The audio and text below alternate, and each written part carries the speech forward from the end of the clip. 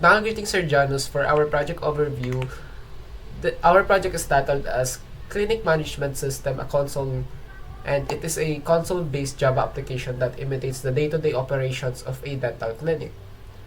Our project aims to showcase the different operations that can be performed in a real dental clinic, such as managing dentists, managing clients, and recording transactions that are done day by day in a dental clinic. Thank you, Sir Janus.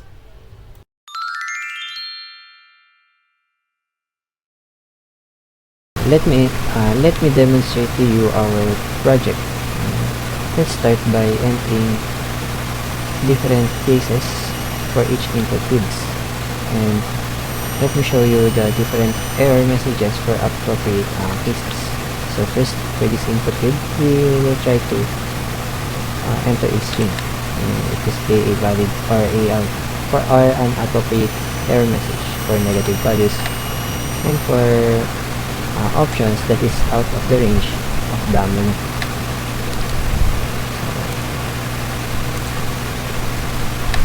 So after entering a valid menu, the dentist module menu is displayed.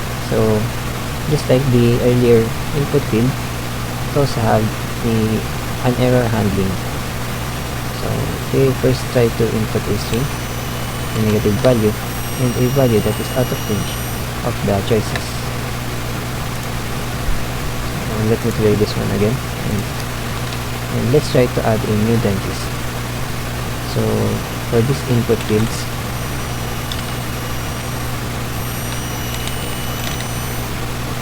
let me enter the address, the contact number, and the commission rate. Let me select. For this input field, there is also an error handling. So let me first show you the different cases and its appropriate error messages. So let me first enter a string, a negative value, and a value that is out of range of the choices. So now let's enter a valid input, and a successful display message is displayed. Next, for number 2, is we will print the dentist table. So as you can see, it prints all the active and archived dentist inside the CMS. And next, let me clear this one and try to choose the update dentist by ID. So first, let me enter an invalid input, a string, and it automatically displays an error message saying that the dentist with the ID of W is not found. So let's try again to search for an invalid or an valid ID.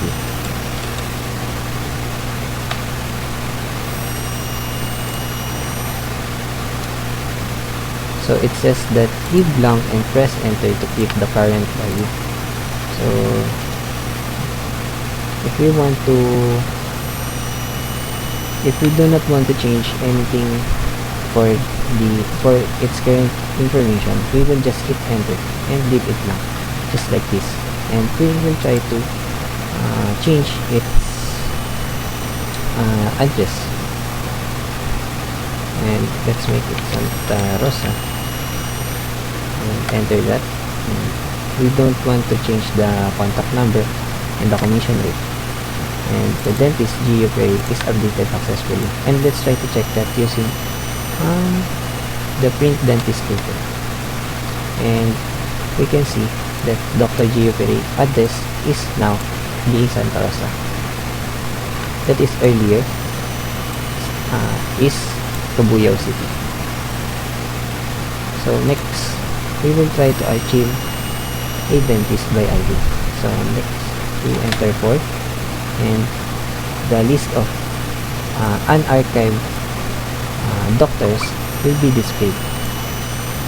So let's try to enter an invalid input.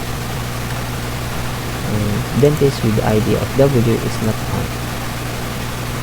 And to prove that this list is only the archived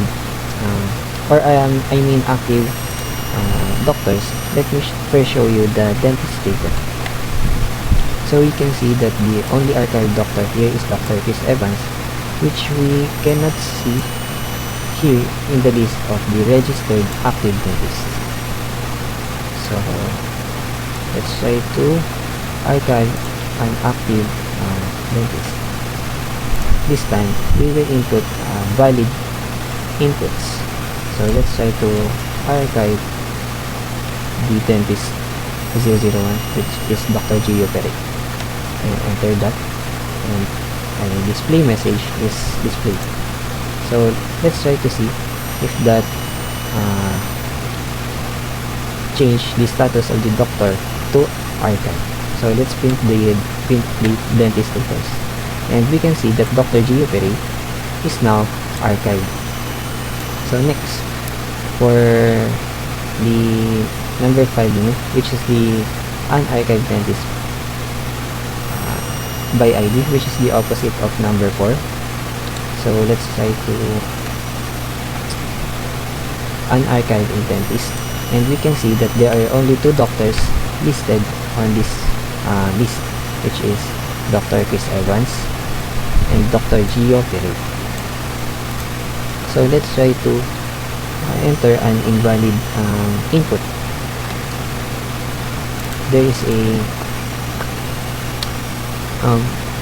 a display message that is displayed. So let's try now to input a valid input, number 5, and let's try to enter 0001.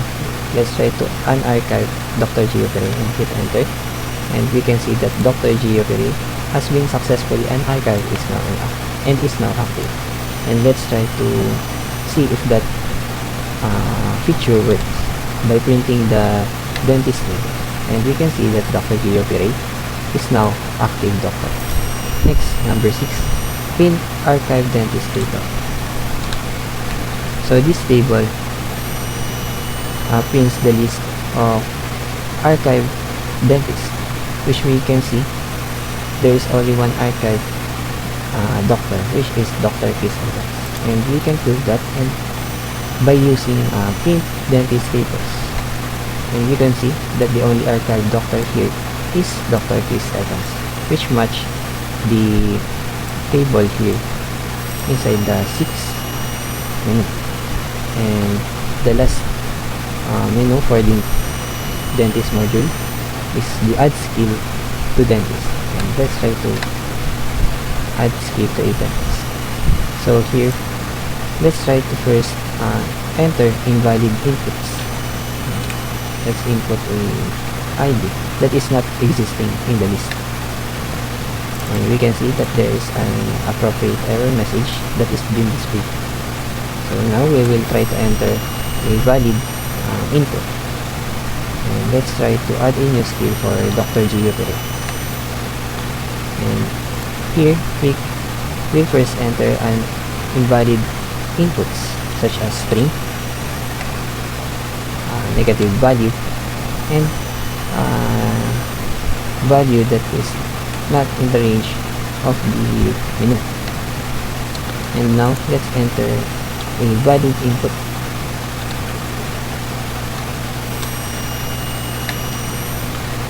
And we can see that there is a success message that's saying that Dr. Gio Perey already has a skill, teeth whitening. This means that our selected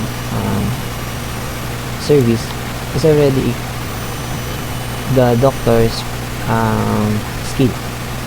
So let's try to add a skill that is not existing on the doctor's skills list. So let's try to add a new skill, 001 for the Dr. Gio Perey, and let's try to add feelings. And it says that you are already have this key, and let's try to add another one, 001, and let's try to add number 2. It still says that we already have this key, and let's try to add new one, number 4.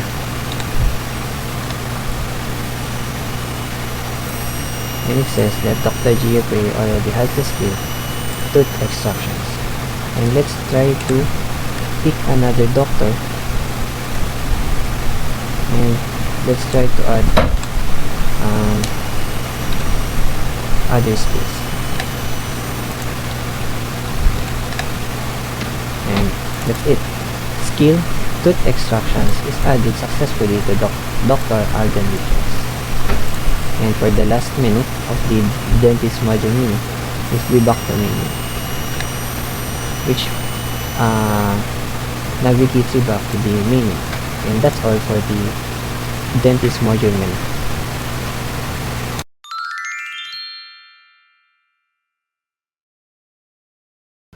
I'm here to demonstrate the client's module. So first, I'm gonna show you some error message, different types of error message when accessing the module.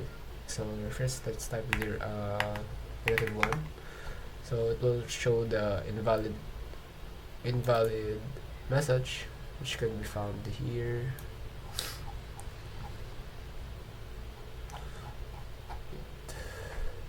Here in the default. So let's try accessing the managed clients. So after accessing the client's module menu,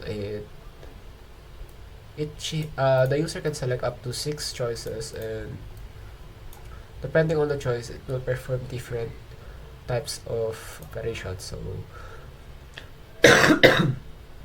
let's add a new client. So let's leave this blank. So there will be an error message that the field cannot be empty. So let's try James, and let's try the empty address field. Same as the client name, the error message is the same. So let's add Southwoods. And let's try leaving the contact number empty. So the 3 fields has the same error message when leave open. So let's add the contact number, and there will going to be a successful message after adding a new client. So let's print the client's table. It's the number 2. Let's check other error messages when the user inputs a wrong or invalid number. That's the one. So there will going to be an error message if the user types a invalid number. So let's try that. There will going to be also an error message. So let's try print the table. As you can see, the newly added clients earlier has been shown here, and as you can see, the dummy data in our project is also reflecting here, and their status currently. And as you can see, that Sir Janus Tan is currently archived. So let's update client by ID. Let's update this newly added James. So let's try it. So 2026, and selecting a client ID to update, we should always include the year and the number. So let's try selecting inputting a invalid number. So let's say 26. So consider will going to be an error message that notifies the user that the entered ID is not found. So let's try adding a valid one. Let's go 2026-008.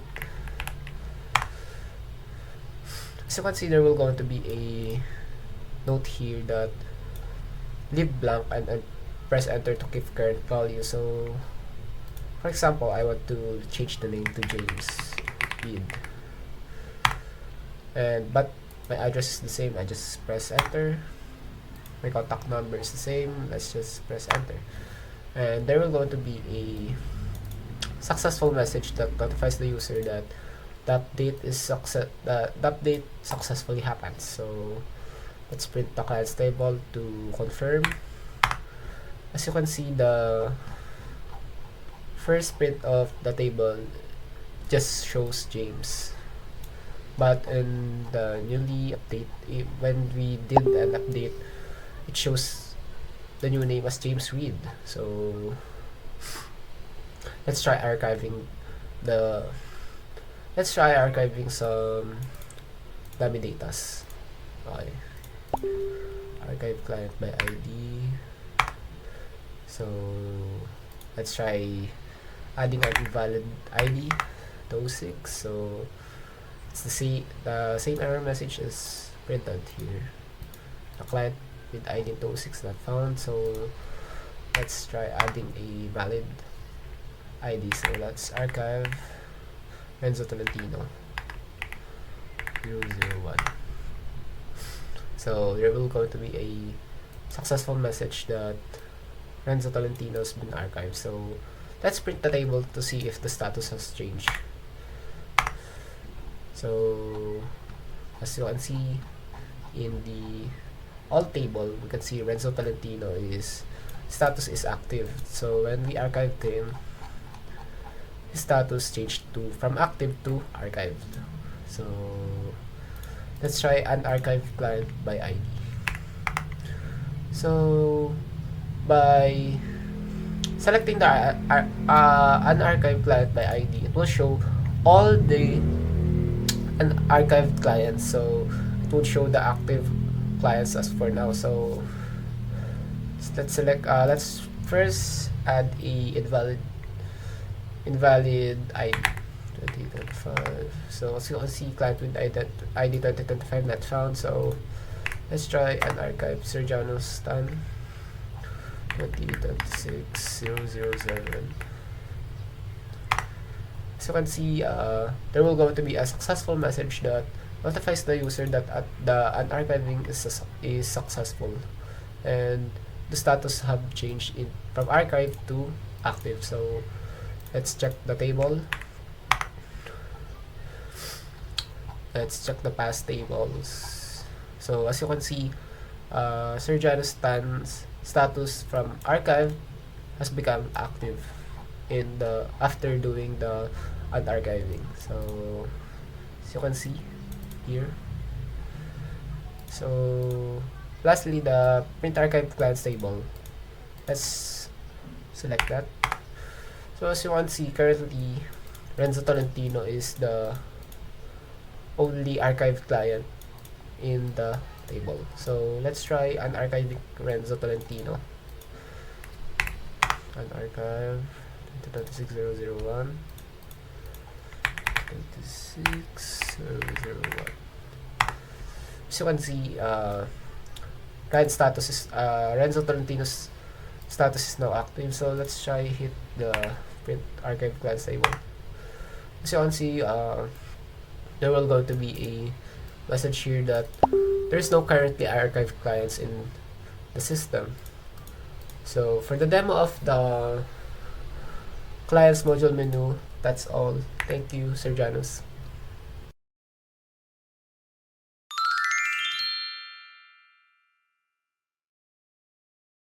I'll now proceed with the demonstration for one of the options in the main menu of the clinic management system, which is the Manage Transactions.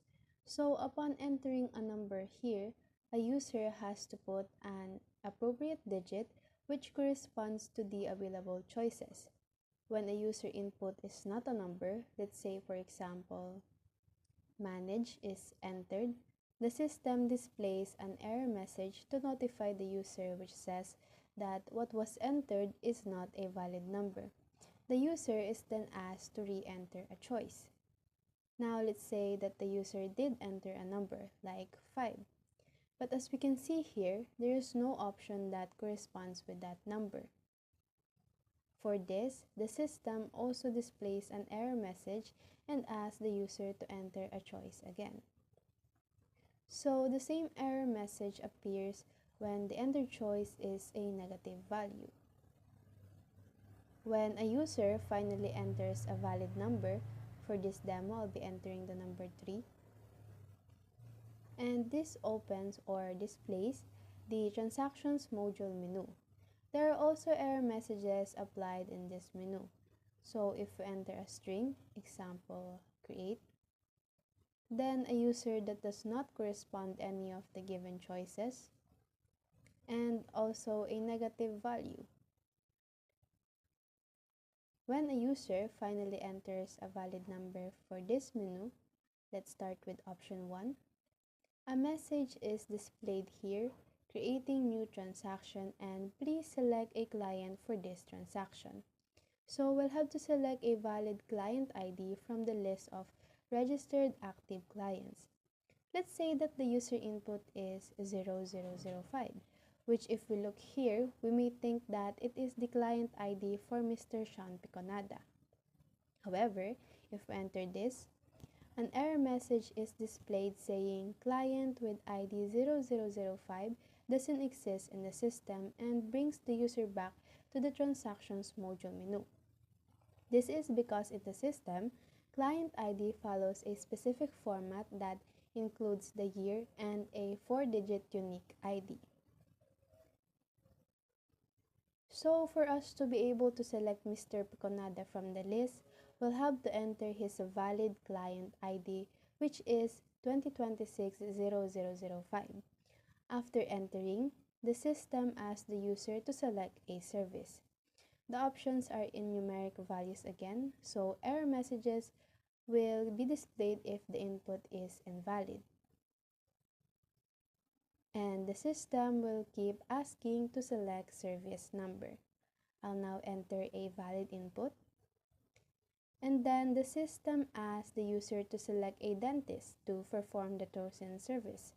There is a list here of dentists that specializes in teeth cleaning, and the dentist ID is what needs to be entered.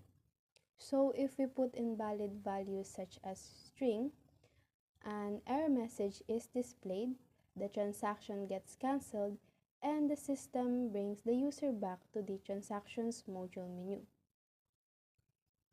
Now let's try entering an ID that's not in the choices. We can see here that an error message is displayed and the transaction is cancelled again, bringing us back to the menu. The same thing will happen for every invalid input. So I'll now enter a dentist ID from the selection. There is a message here, transaction initialized, and the system asks if the user wants to add another service. The valid inputs here are Y or N and yes or no. If a user tries to enter a number or a negative value, an error message is displayed and the system asks the same question again. Let's now enter yes. For this one, I'll enter a service which price is per tooth. So example, tooth extractions, which is number 4, then enters a valid dentist ID. The user will be asked to enter the number of teeth for the specific service. Just like earlier, if a user tries to enter invalid values for this input, an error message will be displayed and the system asks for a new number to be entered. I'll now enter a valid input and the system displays a success message. If the user is done and will not select any additional service, let's enter no for this one. So the transaction is finalized and the official receipt of that specific transaction will be displayed along with its details. The transactions module menu is displayed again and users can create another transaction or choose another option from this menu. Let's now try View All Transactions History. Similar to the Create New Transaction, if a user tries to enter a string, a number that's not in the choices, or a negative value, error messages will be displayed. So to continue, I'll put number 2. Upon entering, a message printing transaction history is displayed, followed by the table of all recorded transactions. And if transactions by specific dentist wants to be viewed, the user needs to enter 3 from the selection. The list of registered clients will be displayed and the system asks that the employee ID to be entered. If the user enters invalid input like the ones I showed earlier, error messages will also be displayed. So I'll now select Dr. Alden Richards here with his employee ID 0003. His transaction history will be displayed. But if, for example, we can see that Dr. Chris Evans is archived and we select him using his employee ID, no transactions will be displayed and for his transaction history. Almost the same process happens for the view transactions by specific client. After entering choice number 4 from the menu, the list of all registered clients will be displayed and client ID is asked to be entered. Again, if we put invalid inputs, error message will be displayed saying that the entered client ID doesn't exist.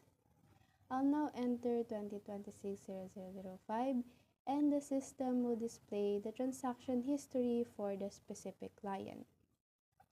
But since what was displayed in the earlier list are all registered clients, which means this may include the ones that are archived. For example, let's select client with ID 2026-0007. The system will display that there are no transactions found for that specific client. So finally, for the last one in this menu, entering the number 0 will bring the user back to the main menu. So that's all for the demonstration of the managed transactions. Greetings, Sir Janus. My name is James T. Peralta, and I'm here to introduce the creator and the explanation and the one who's going to explain our UML. For the creator of our UML, Jio Lawrence Perey made it, and the one assigned to explain is Axel Remojo. Thank you, Sir Janus. So our diagram shows the structure of our system, including the classes, their attributes, methods, and the relationships between them. So the goal of our system is to manage clients, dentists, services, and transactions in a dental clinic.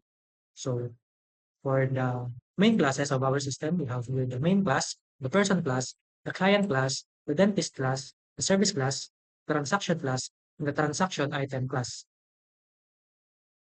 So let's start with our main class. So our main class acts as the controller of our entire system. And our main class has the attributes of scan, choice, the list of our available services, the list of our dentists, the list of our clients, and the list of our transactions. And for the method of our main class, we have here the print main menu, the manage dentists, the manage clients, the manage transactions, the initialize available services, the initialize validate. So these methods are responsible for printing the menu and then managing the records and initializing the system data. Let's go to our person class. So our person class is a parent class and it has attributes that are shared by both client and dentist class. So our person class has uh, the attributes string name, string address, string contact number, and boolean is archive. And it has a constructor that accepts string value for name, string value for address, string value for contact number. So let's go to our client class. So our client class represents the patients in our dental clinic. And our client class inherits from the person class, meaning it automatically receives the attributes name, address, and contact number. And additionally, we put additional attributes such as the client ID, the transaction history, the client ID tracker, and the current year. And for our constructor, it receives string value for name, string value for address, and string value for contact number. And then for the methods of our client class, we have here the transaction method, which receives transaction as its parameter. Then next is we have here the get transaction history. So it returns the list of the transactions in our client. And then next we have here the toString method. So the class stores all transactions made by the patient, and the client can have a multiple transactions, which is shown by the one-to-many relationships with the transaction class. And then let's move to our dentist class. Our dentist class also inherits from our person class, and our dentist class represents the doctors or the dentists that perform services in our dental clinic.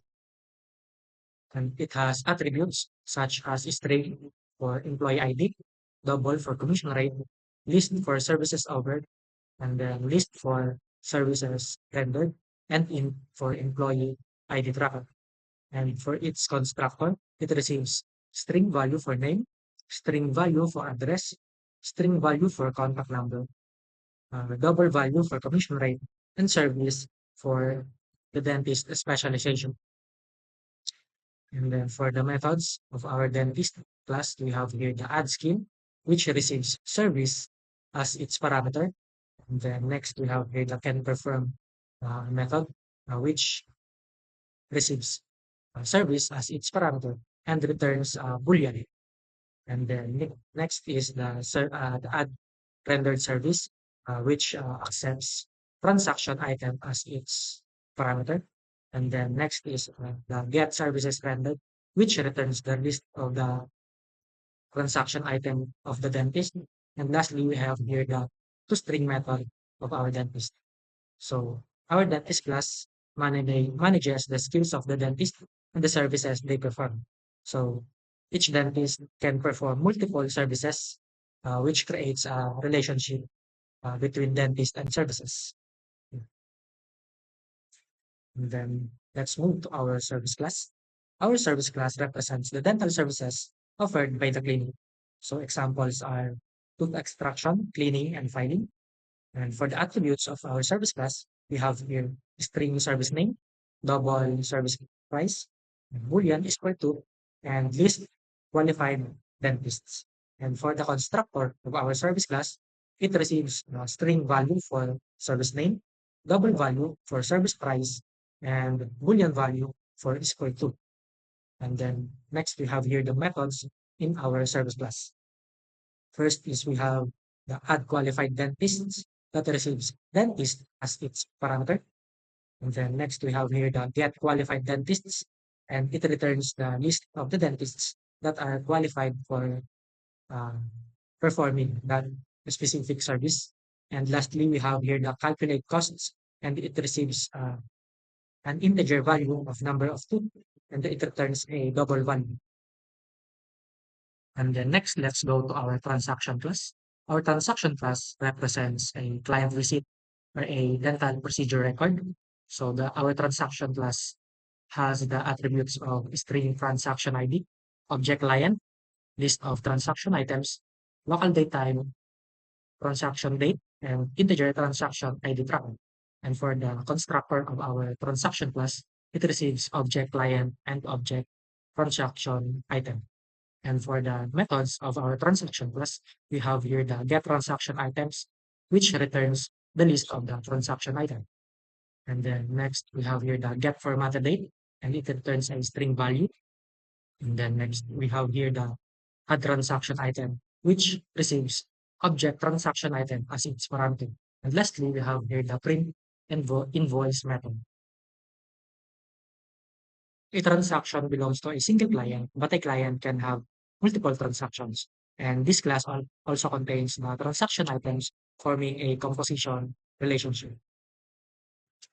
And then next, let's proceed to the last class in our system, which is the transaction item class. So the transaction item class represents an individual service inside a transaction, and it has the attributes of string transaction item ID, object service, object dentist, and integer quantity.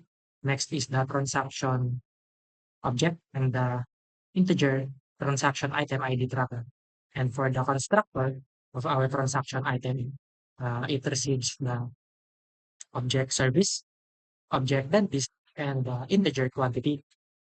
And next, we have here the methods of our transaction item class.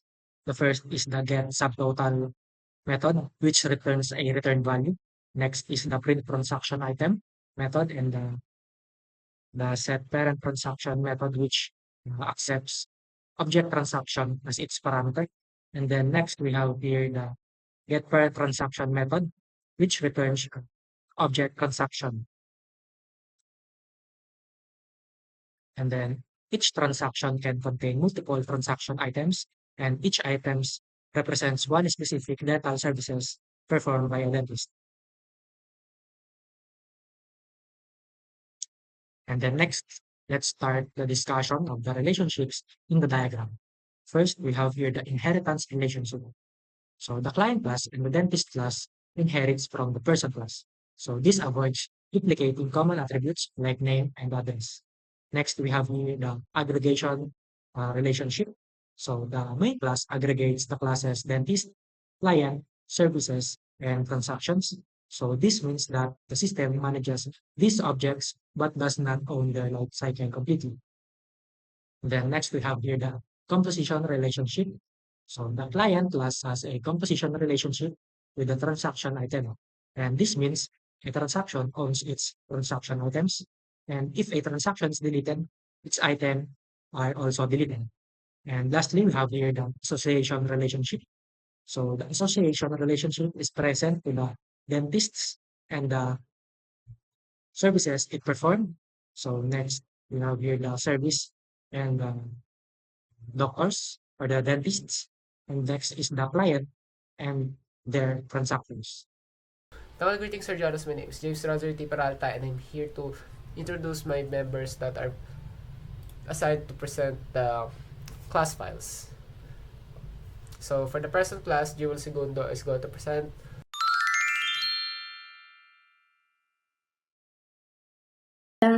Person class or parent class.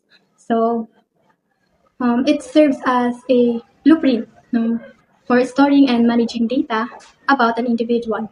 And when this code is executed, um, it creates a structured object that holds a person's name, address, and contact number. So the constructor acts as initial setup, ensuring every new person starts as an active record and not archive.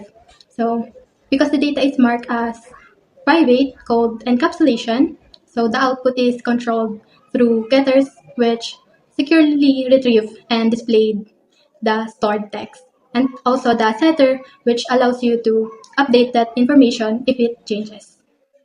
For dentist class, John Michael Atchico is going to present.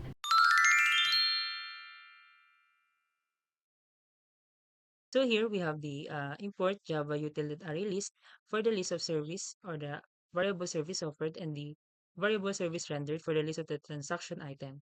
Then we also extends the persons to the dentist to have the attributes of the person to the dentist. Then the private attribute string employee ID for the employee IDs of the dentist. Then and it will relates with the static employee ID tracker, which is equals to 1 that automatically generate unique 4-digit employee ID, ensuring every new doctor is uniquely identified upon creation. So next, the private attribute double commission rate, which um, stores the percentage the dentist earns from each procedure they perform.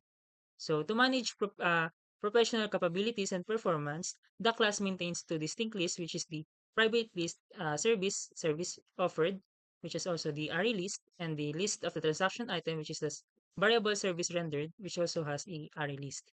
So the service offered, it stores the doctor's verified skills, and the service rendered, which has the logs, completed work history for the clinic. Then we have the constructor of the dentist, which has the parameter of string name, string address, string contact number, double commission rate, and the service dentist specialization. So here we have the super. Uh, it will inherit the name, address, and the contact number of the person to the dentist, and the unique attribute, which is the employee ID, which has also a string format, which has the employee ID tracker increment, and also the attribute commission rate, which is equals to the commission rate, then the add skills with us with a dentist specialization. So next, we have the getter and setter method for the dentist class. So here we have the public string get employee ID that will return the employee ID. Then a public double get commission rate, which will return also the commission rate. So so here we also have the set commission rate, which will set the commission rate, which will be equals to the attribute commission rate. So we have also the method to add skills in a particular dentist. So here we have the parameter service, and here which will search if the dentist is archived. So it will result or have a message with an error message that says cannot add skills of the doctor because it is already archived. So it will return. Then if it's not archived, it will proceed to the if statement again with the other conditional, which if it will only proceed if the service is not already in the list. So which means if not dentist is service offered contain service, so this that service offered, it will add to the service. And then it will serve synchronize to the other side, which is the service add qualified dentist, which is the dentist. Then for the next one, which is the method that checks if a particular dentist can perform given service, which is the can perform method. So here, it determines whether a dentist is qualified for a specific task using a custom equal ignore case helper. It will return true to true, and if it's not, if it will return to false. So there is also a method for the add rendered service, which is the parameter of the transaction item, which is the variable item. So it will only add the item to the service rendered. Then also the public list of transaction item, which will get the service rendered and will return the service rendered. So we have also the override method. Yes, the public string to string, which will return the string of the dentist, which will result to the this employee ID and the doctor name, and if the doctor is archived or not. Then we proceed to the helper custom equal ignore case, which will search if the um, built-in equals ignore case. So in here we have the parameter string str1 and the string str2, and it will only have the condition if the lengths are different, meaning they can be equal. So by this conditional statement, it will return false. So it will not be equal. Then it will go to the for loop, which has the um, looping of the variable character of C1, which has a character char at I, and the character C2 is equals to str2 with that char at I. Then it will check if the characters are exactly the same. So it will um, check if the C1, which is the C1 of the character, and the C2 is equals, and it will continue. Then if not, check if they are the same letter in the different case. So it will check with the custom to lowercase C1 and the lower two custom to lowercase C2. So it will manually lowercase using the ASC2 mat. So it will also have the conditional statement if lower one is not equals to lower two, so it will return to false. So the characters don't match even after lower casing, so it will return to false. Then if it's um, If it's not, then it will return to true. And then, lastly, we have the private static custom to lowercase. With the parameter character C, it only behaves with the built-in to lowercase. And if C is greater than or equal to A, and C is less than or equal to Z character, it will return character C plus 32, which will um to convert the upper to lower, we add 32. So C plus 32 to convert the upper character to lower. So it will return to C. So that's all for the dentist class. For the client class file, Jamelle Rustria is going to present.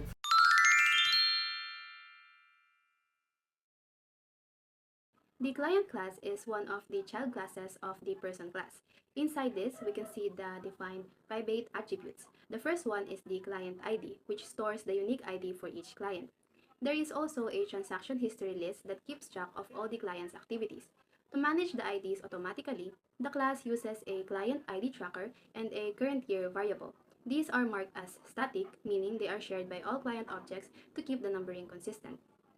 When a new client object is created, the constructor first calls the parent person class to handle the name, address, and contact number. The system then checks the actual year right now. If the year has changed, it updates the current year and resets the client ID tracker back to 1. The code uses string.format to create the final client ID. The class also includes methods to manage this data, including the getClientID, which allows other parts of the program to see the client's ID. To record new activities, the addTransaction method adds a transaction to the history list, while getTransactionHistory retrieves the full list of these records. Lastly, the override of toString method, which returns a clean format that displays the client ID and name together, making it easier to read the output. For the service class, Axel is going to present.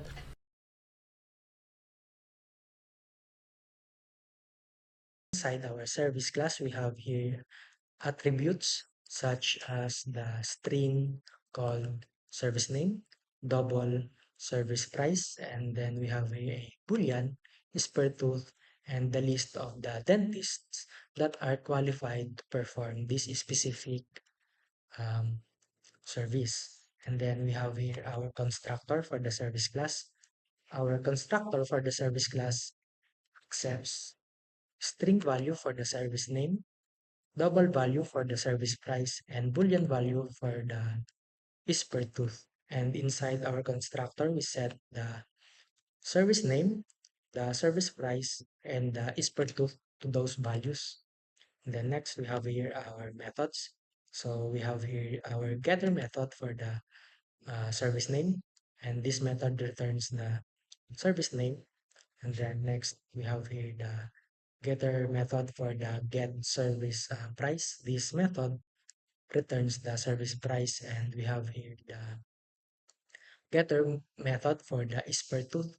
So this returns the is per tooth boolean.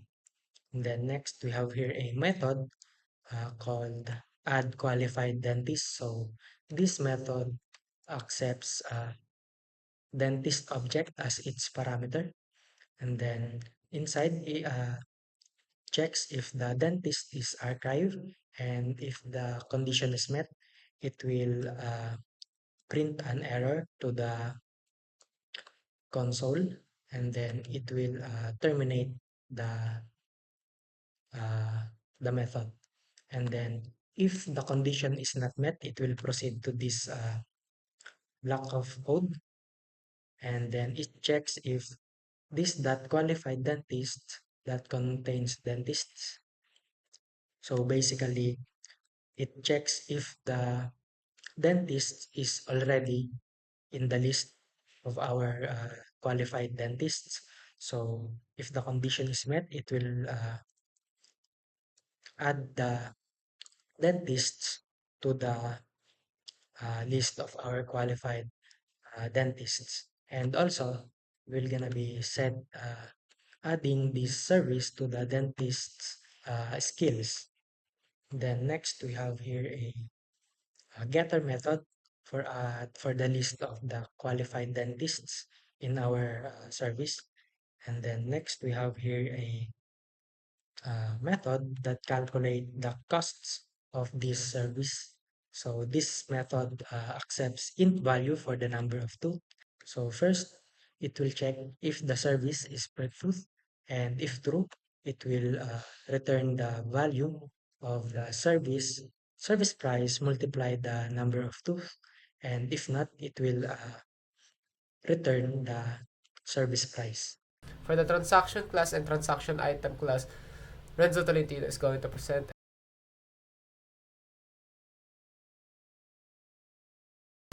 The transaction class holds different transaction items that represents each service that the client avails.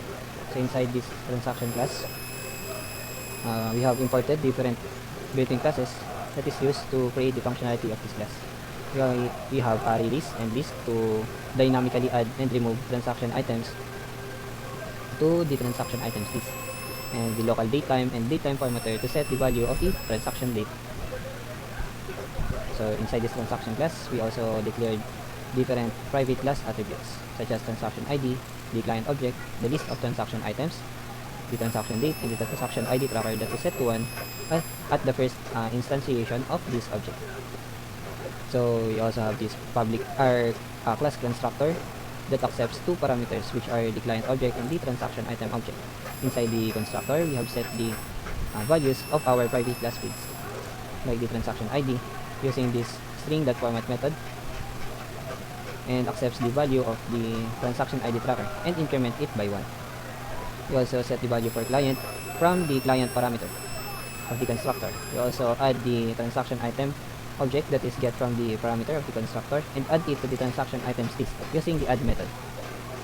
We also have set the transaction date using the local datetime now method of the built-in class local datetime.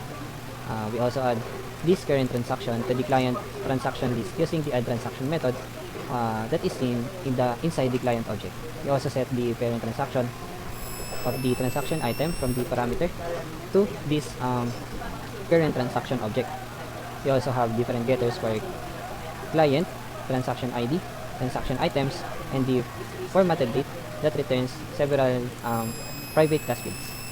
So inside the get formatted date, there is a variable called formatter that is value is set to the formatted date. We also have this add transaction item method that accepts an item object or the transaction item object, and we add this parameter or this item inside this parameter to the transaction items list inside the class inside this class using the add method. And we also set the item parent transaction to this current transaction object using this set parent transaction method that is seen inside the transaction item class. We also have this print invoice method, and inside this method there is a sysout statement that prints official receipt, the date, and the client details such as name using the get name method inside the client class, and the client ID using get client ID method, which is also inside the client object. We also have this list of transaction.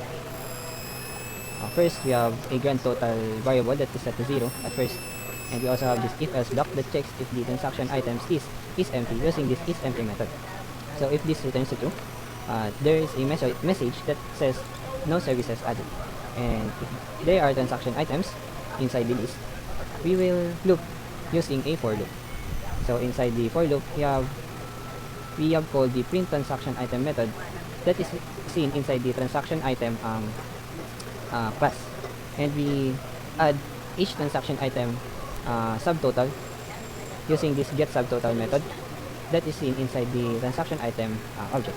After the for loop, we will get the grand total that is also displayed after the for loop. Transaction item class holds the specific information about the transaction of each client, containing the service availed and the dentist who will perform the availed service. So inside this transaction item class, we have set different private class attributes such as the transaction item ID, the service object that will contain the service details, the dentist object that will contains the details for the performing dentist of the availed service, the quantity and the parent transaction object. We also have a transaction item ID tracker that is set to 1 at first instantiation of this object. We also have this constructor that accepts 3 parameters, such as service object, the dentist object, and a quantity. So inside this constructor, we have set the values for our private class fields, like this transaction item ID, using the format method of the string class, and it accepts a value of transaction item ID tracker and increment it by 1. We also set the value for the service object that comes from the parameter. And same goes as this dentist object. And for this quantity or class fields, we will first check if the quantity is less than 1. And if this comes true, we will set its value to 1. And if false, we will get the value of the quantity coming from the parameter. This helps us to ensure that the quantity is at least 1. We also call the add rendered service method from the dentist object and assign this current transaction item or add this current transaction item to the rendered service or the performed service of the performing doctor inside this class. We also have different setters and getters for getting and setting the private class fields. We have the set parent transaction setters, the get parent transaction, get transaction item ID, get service, get dentist, get quantity, and get subtotal. We also have this print transaction item method, and inside this method we have this string quantity string, and we set its value to the tip quantity, and we print a custom formatted string that contains the service name, the quantity string, the name of the dentist using this get name method inside the dentist class, and the get subtotal method that returns the total cost for the service. And for the main class, James Peralta is going to present.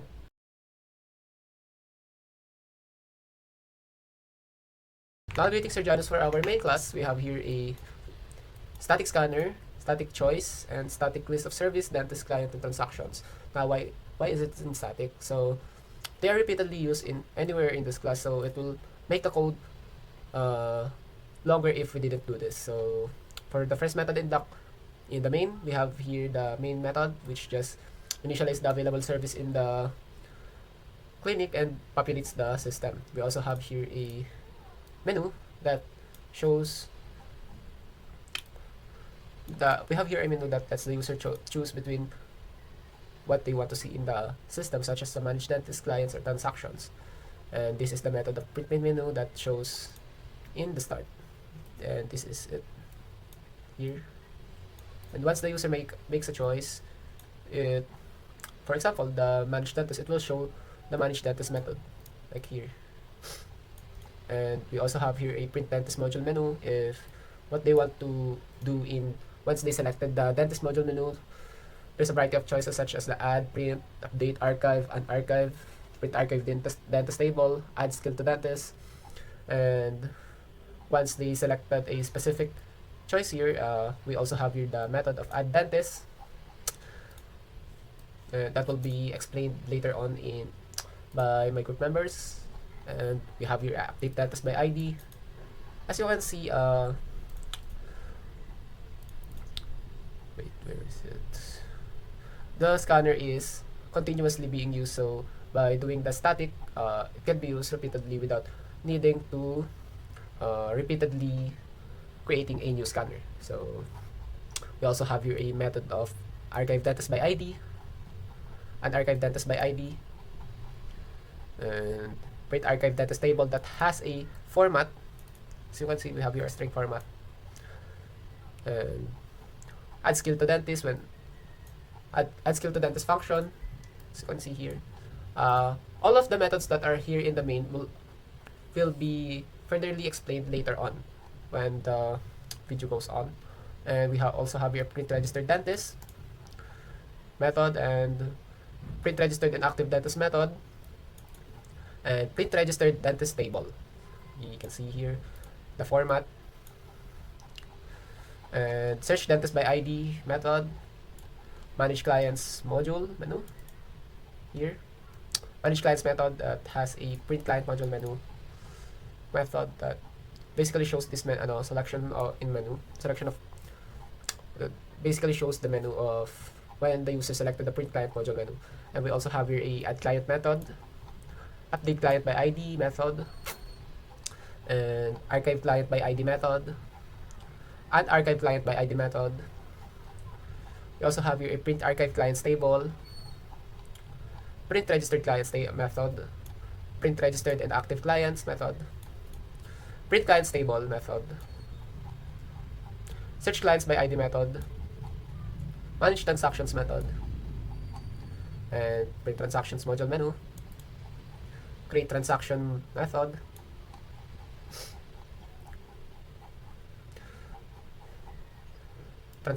create transaction item entry method, and we have here a select service method, print capable dentist method. So you can see the static list is being used here, so you don't have to add a new list there, just use the static variable in on top. And print all transaction cards method that has a format. And view transaction of dentist method. And we also have here the list of transactions. And view transaction of client method.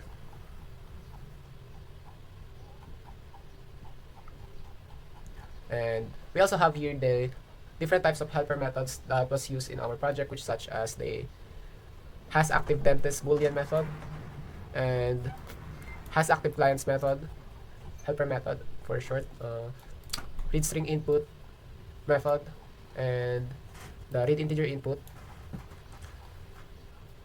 As there's also a method overloading here, read double input, read optional double input that has a try catch, helper method to safely read yes no input, and we have your custom equals ignore case and custom to lowercase.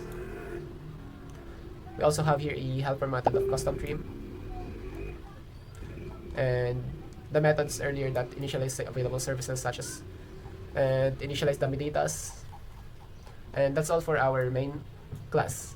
All of the said methods earlier is going to be further explained later on. So thank you, Sir Janus.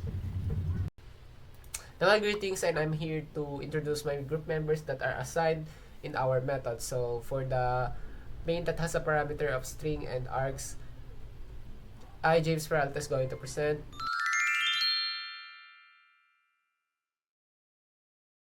Now, greetings for the main method. We have here we first call the two methods, which is the initialize available services and initialize dummy data. And we also have here a do while to print the main menu, and that's the user choose between these three. So when the user types an invalid number, it will print this error message. So let's try it. Now here's the menu. Let's try to input 4. Let's try input 1. So you can see the invalid choice here on the default statement is printed. And try 1. So you can see that it shows the dentist module menu. Let's try the 2. This also shows the client's module menu. Okay. There's also error handling. And let's try the manage transactions. When the user choose the number 3, it will show the transaction module menu. Then print main menu. Jilllian Tabanganay is going to present.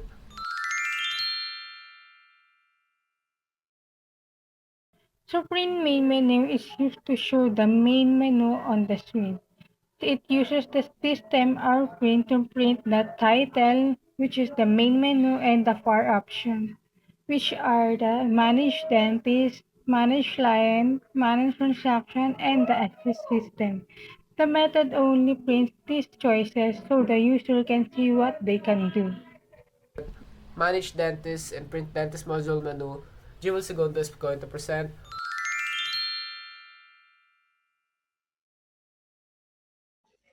For the print dentist menu module, so this acts like a menu screen for the dentist section of the program. When we run this, it simply displays a numbered list of commands on the console. It also provides the user with a clear set of options to navigate through different tasks like adding, updating, or archiving dentist record. And to show the available buttons so the user knows what to type next. Discuss the manage dentist. So it creates a simple interactive menu for managing a list of dentists. So when we run it, it shows a list of options on the screen and asks the user to pick a number from 0 to 7. Depending on the number chosen, the program can add a new dentist, update information, or even move records to an archive list. So it uses a loop so that the menu keeps popping back after each task is finished, allowing user to do multiple things in one go. If user accidentally types a wrong number, the program gently says invalid choice and asks them to try again. The whole process only stop when the user types 0 to exit. That's all. And for add dentist, Jamelle Rustria is going to present.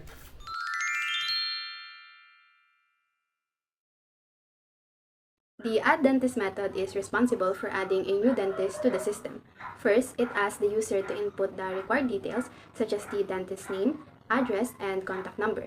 The system also requires a commission rate, which is a number between 0.0 and 100.0. A key part of this process is selecting a specialization. The code requires the user to choose at least one service that the dentist can perform, ensuring that every dentist in the system is qualified to work.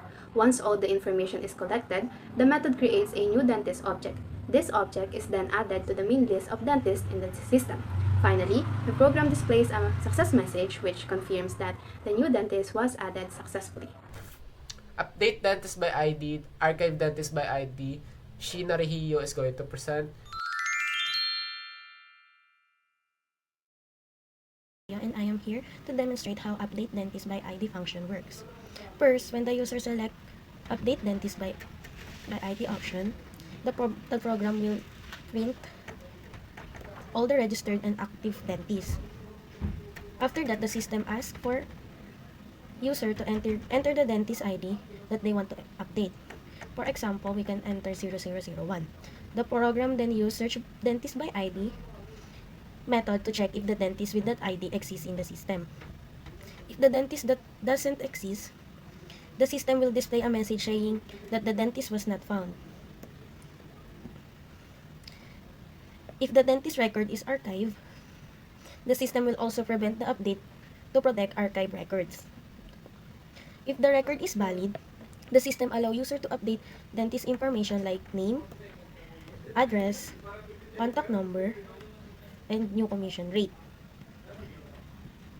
The system also allows the user to leave a field blank and press enter if they want to keep the current value. Then once the changes are saved, the system displayed a message indicating that the dentist information has been successfully updated. Next, I will explain how archive dentist by ID function works. First, the system will print all the registered and active dentists. Then the system will ask the user to enter an ID number. Then, the system uses search dentist by ID to check if the dentist with that ID exists in the system. If the dentist ID doesn't exist, the system will print a message that the dentist with that ID is not found. And if the dentist is already archived, the system will print that the doctor with that ID is already archived. And if the system is valid, then it will set the dentist to archive to true.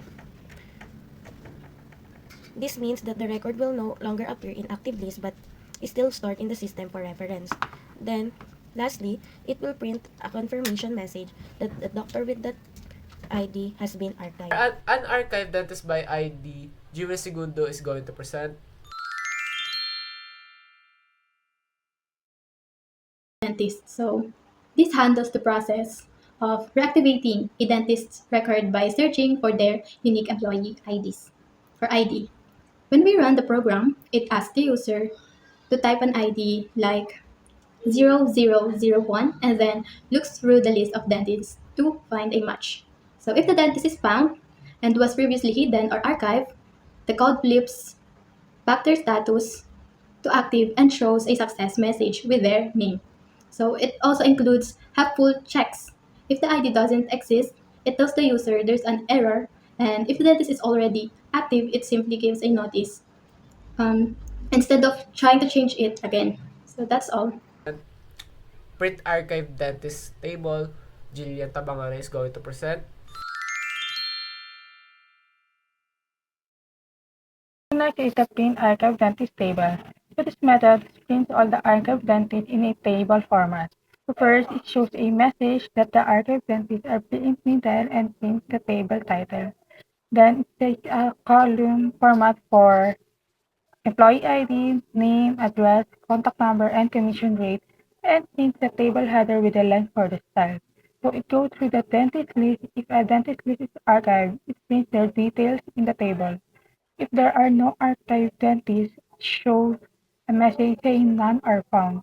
And finally, it prints a closing line to finish the table, making it easier for the user to see all the archived dentist information neatly.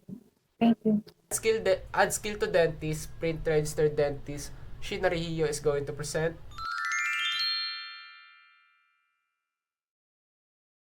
Next, I will demonstrate the add skill to dentist method.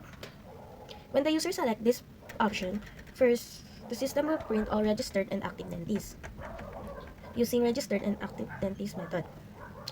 After that, the system asks the user to enter an ID of a dentist. Then the program uses search dentist by ID method to find the corresponding dentist record.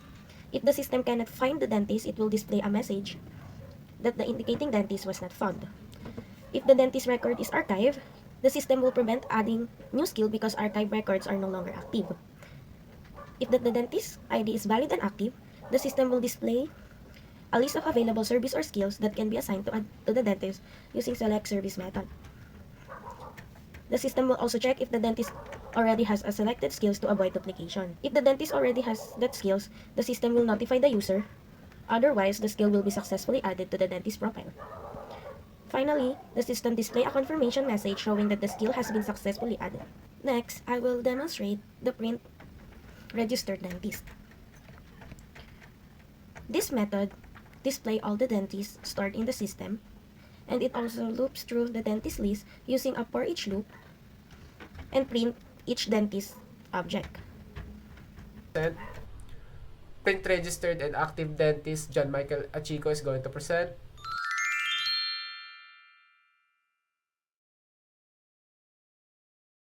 So in the method print registered and active dentist, private static void print registered. So it simply print all the registered active dentist and display message.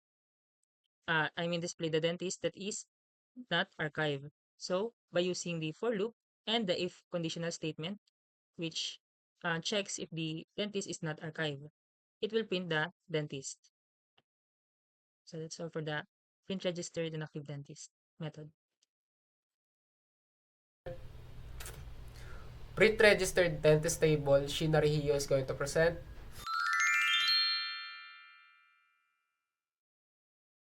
I will demonstrate the print registered dentist table. This method is responsible for displaying all registered dentists in a formatted table layout. The goal is to make the information easier to read and organize. First, the system prints the table header, which includes the columns for employee ID, name, address, contact number, and commission rate, and status. To keep the table aligned, the program uses a formatted string layout with the system.out.print. print. Next, the system checks if the dentist list is empty. If there are no registered dentists, the program displays a message informing the user that no records are available.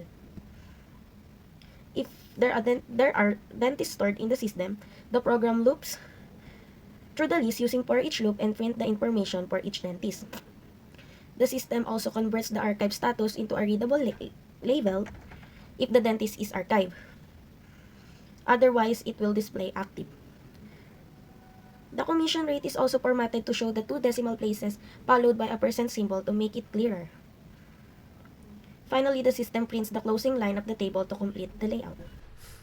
Search dentist by ID, that has a parameter of string dentist to search, John Michael Atchico is going to present.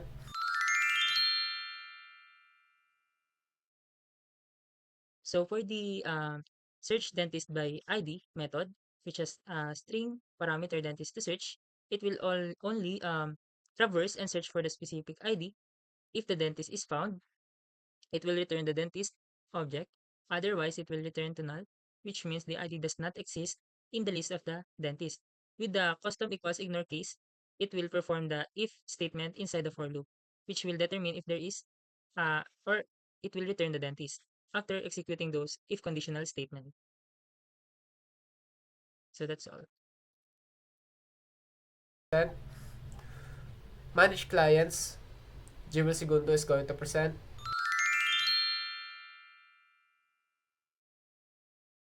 It is similar to the dentist module or function, and it also uses a loop to keep a menu on the screen so the user can perform different tasks, one after another without the program closing. So when we run it, we can choose to add new clients, view a list of everyone registered, or update their details. And it also includes archive and unarchive options, which are great for hiding old clients without permanently deleting their data. So if you type a number that isn't on the list, the program just tells you it's an invalid choice and ask again. And that's all. Print client module menu, Jilllian Tabanganay is going to present.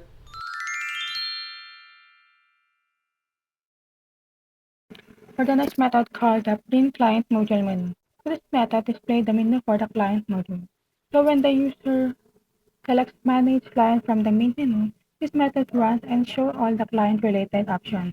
First, it prints the title client module menu and the following choices, which are the add new client, print client table, update client by ID, archive client by ID, and archive client by ID, print archive client table, and back to main menu.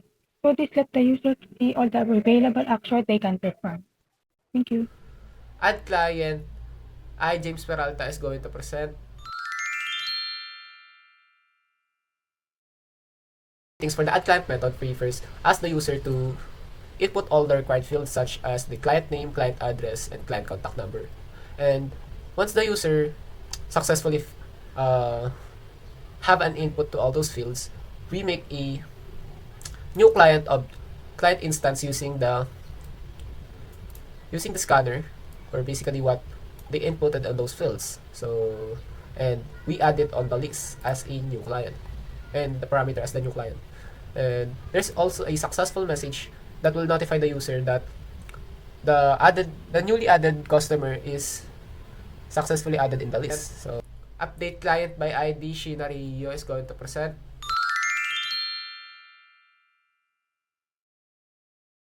Next, I will demonstrate how update client by ID function works in the system. First, when the user select update function option, the program display the list of registered and active client using print registered and active clients method. After that, the system will ask the user to enter the client ID that they want to update. Then the program uses the search client by ID method to check if a client with that ID exists in the system. If the client does not exist, the system will display a message saying that the client was not found. If the client record is archived, the system will also prevent the update to protect archive records.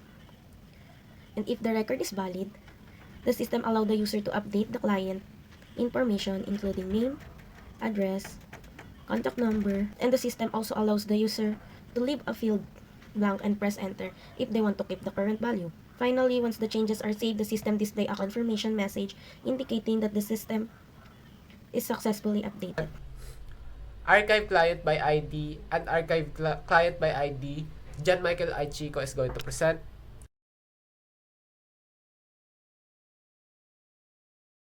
So here, it's simply a archive dentist that will input by the user. So inside the method, it has a message which has it says that the system is archiving a dentist. Then it will go to the method print registered and active dentist to the user to see dentist that they want to archive. And then it has the dentist ID to search. the string input by the user, and later on it will search the specific dentist that the user wants to archive by the variable dentist to archive. After that, after that, the system will go through the conditional statement. First, if the dentist to archive is equals to null, it will print the message that the dentist with the dentist ID to search is not found, and it will return. Then, um, second, if the dentist to archive is archived, it will print the message that the that the doctor is already archived. Then it will return. Then, if the dentist to archive, then after that, if the all of those statement is false, then it will set the archive of the dentist to archive true. Then the system will show that the doctor or the dentist uh, was being successfully archived.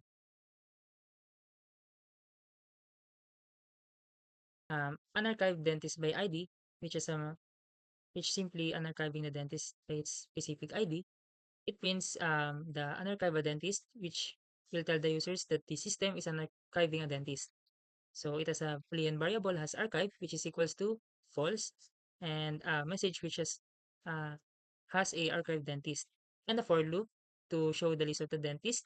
Then if the dentist is archived, so the system it will print the dentist, and has archive is equals to true. So which means there is a archive dentist. Then if there's no archive, so it will simply print a message, no archive dentist found, and it will return. So otherwise, it will proceed to the variable dentist ID to search, and it will be checked by the method read string input. If the input is right with the method checker read string input, then there is also a variable dentist to unarchive, which will search the save the user input, and will checks it through the search dentist by ID dentist ID to search, which is this one. Then if dentist to unarchive is equals to null, it will simply print message that the dentist with the ID to search is not found, and it will return. So it will proceed to the next conditional statement that if there's no dentist to unarchive, which is archived, so the system it will also print a message, but a different message, which it says that the dentist is already unarchival or is already active, and it will return.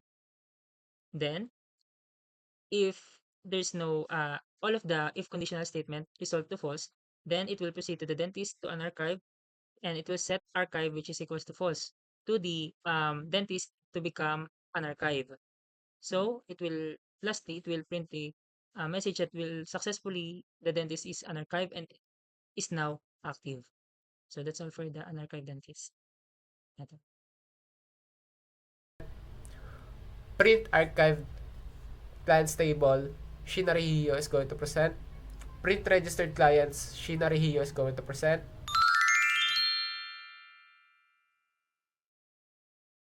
Next, I will explain the print archive clients table method. First, the system print a message printing archive clients to inform the user that the program will display the archive client record. After that, it print a archive client label to show that the table will be shown. Second, the program creates a table formatting using system.out.print line. This format defines the width and alignment of the column so that the data such as client ID, name, address, and contact number will appear organized and easy to read. Then the system print the table header and separator lines. This line helps structure the table and show the column titles clearly. That the program declares a boolean variable called has archived and it's set to false.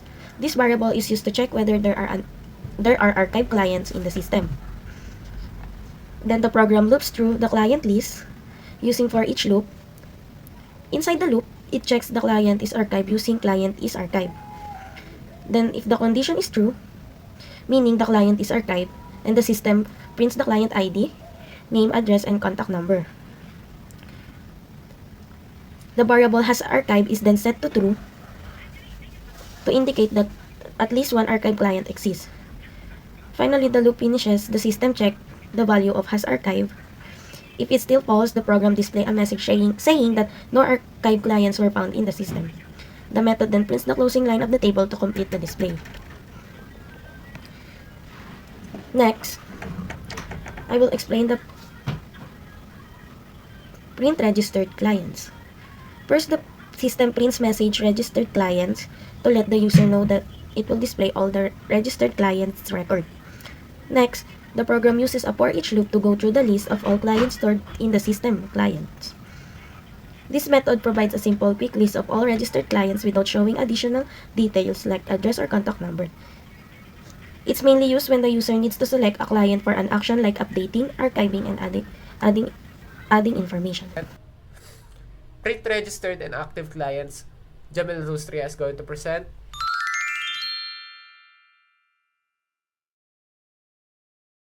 The print registered and active clients method is used to display a list of all active clients in the system.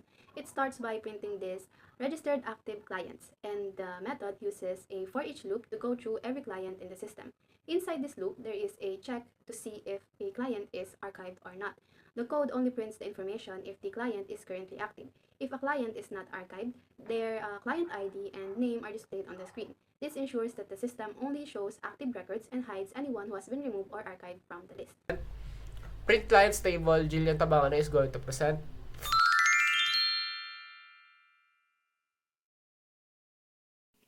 Next method called print client table. So this method prints all registered clients in a table format. First, it shows a message that the client table is being printed and prints the table title. Then it sets a column format for client ID, name, address, contact number, and the status, and prints the table header with the line for the style. It goes through the client list, and for each client, it prints their details and show active if the client is archived or not archived. If there are no clients, it shows a message saying none are registered. And finally, it prints a closing line to finish the table, making it easy for the user to see all the information neatly. Search clients by ID that has a parameter of string client ID to search. Axel Remojo is going to present.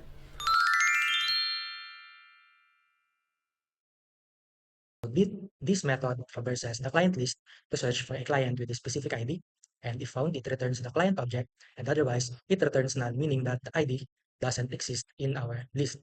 So first, our search client by ID method accepts string value for client ID to search.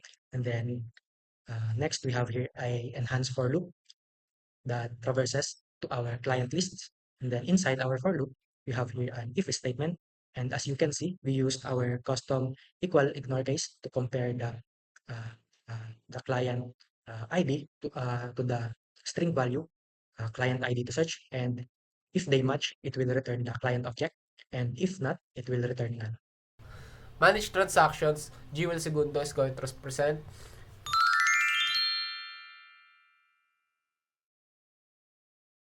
Greetings again. For the managed transactions, it uses a loop so you can perform multiple tasks without the program closing. So when you type a number, the switch statement reads your choice and directs the program to the correct action like creating or viewing record. So if you enter a number that isn't on the list, it simply tells you the choice is invalid and asks you to try again until you choose to exit. That's all. Print transaction module menu. Jillian Tabanganay is going to present.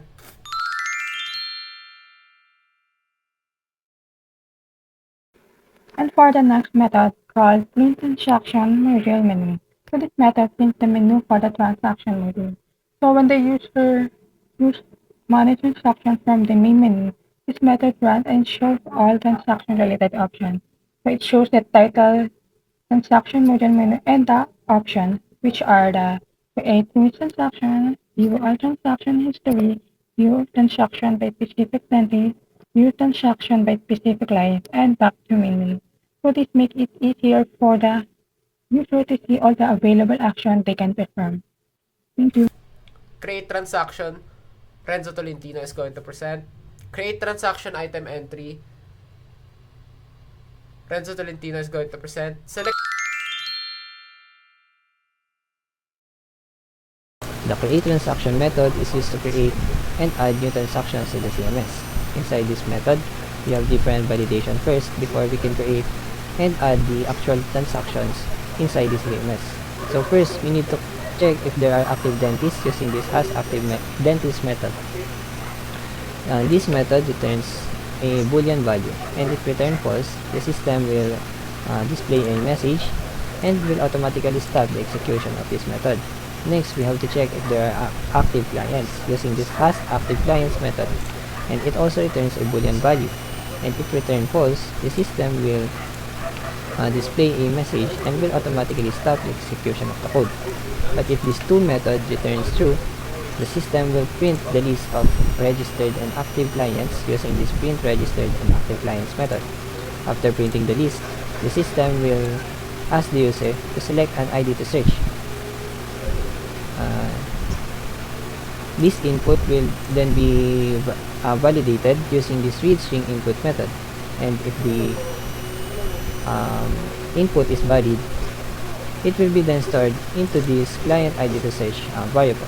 Next, we have this client to create transaction variable, and we also have called this search client by ID method, and it accepts one parameter, the ID to search, or the ID of the client to search. So this method search for the client using the ID coming from the input that is stored inside this client ID to search variable. So if there are clients that is searched, it will be then stored into this client to create transaction or variable. Next, we will need to check if the client to create transaction value is equals to none, meaning that there are no registered client with the ID to search. So if this condition is true, the system will display a message and will automatically stop the execution of the code. But if this returns to false, it will then check if the client to create transaction variable is archived using this isArchive method. And if this condition is true, it will then print a message and will automatically stop the execution of the code. But if all of these validations are valid, we will have this first item variable, and we will call this create transaction item entry method that will display the list of services that is offered by the dental clinic. So next, using this create transaction item entry method, we will identify what service the client wants to avail, and we will store it inside this first item variable. So next, we will check if the first item variable is equals to none, meaning that the client do not want to avail any service anymore, and it will print a display message and will automatically stop the execution of this code. So if this condition returns to false, we will create the actual transaction of the client. And after creating the new transaction, we will ask the user if they want to add another service, and if the user chooses Y or yes, it will create or call this create transaction item entry, which repeats the process of adding a new service to its transaction until the client do not want to add another service. And if the client chooses no, the transactions is added to the transactions list and will print a display message, and after printing a display message, it will print the receipt of the current transaction. So the create transaction item entry method is used to identify the specific service the user or the client wants to avail, and this method returns a transaction item object. So first, inside this method, there is a service to perform variable that stores the selected service of the client which is identified using the select service method. After identifying the selected service to perform of the client, the system will print the capable dentist to perform the selected service of the client using this print capable dentist method. And after printing those dentists that are capable of doing the service, the system will select or ask the user to select the ID of the doctor they want to perform the service.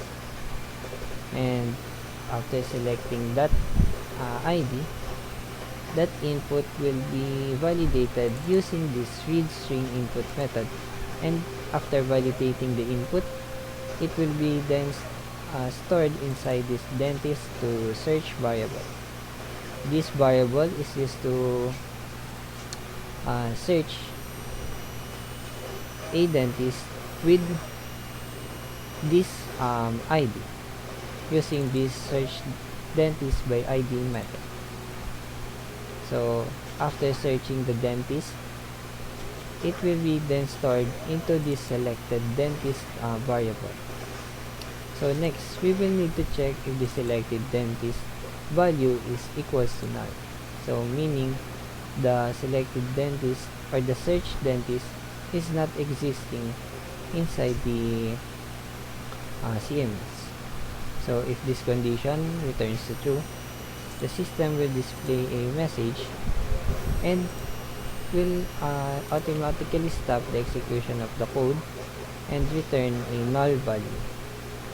And if this condition return false, it will then check the selected dentist if it is archived using this as isArchive method. If this condition is true, the system will display a message and automatically stop the execution of the code and return a null value. So if this condition return false, it will then check if the selected dentist can perform the selected service using this can perform method. And this method returns a boolean value. And if this condition return false, meaning that the selected dentist cannot perform the selected service of the client, it will then display a message and will automatically stop the execution of the code and return a null value. Next, we have this quantity variable which represents the quantity of or the number of tooth being performed with. So next, we will need to check if this service is per tooth, meaning that the charge or the cost of service is per tooth.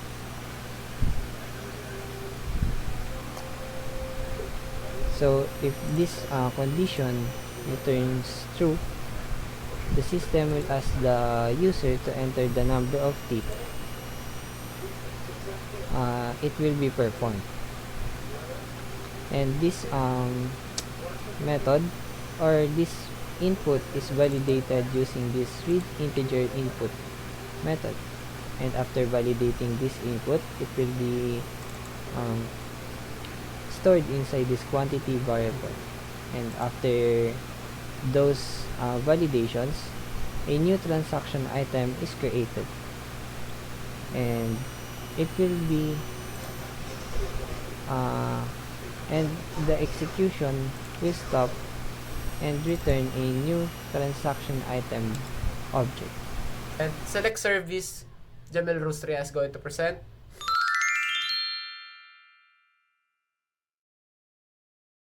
The select service method allows the user to choose a specific dental service from the system.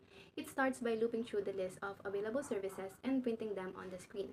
For each service, the system displays a number, the name of the service, and the price in pesos. The code also checks if the service is charged per tooth and adds that detail to the display if necessary. To handle the user's choice, the method uses a custom input function that limits the selection to the valid range of numbers, which is in this case is 1 to available services that size. This prevents the user from entering an invalid service number. Once a valid number is selected, the method calculates the correct index and returns the chosen service object to be used in other parts of the program. Print capable dentist that has a parameter of service to perform, Renzo Tolentino is going to present.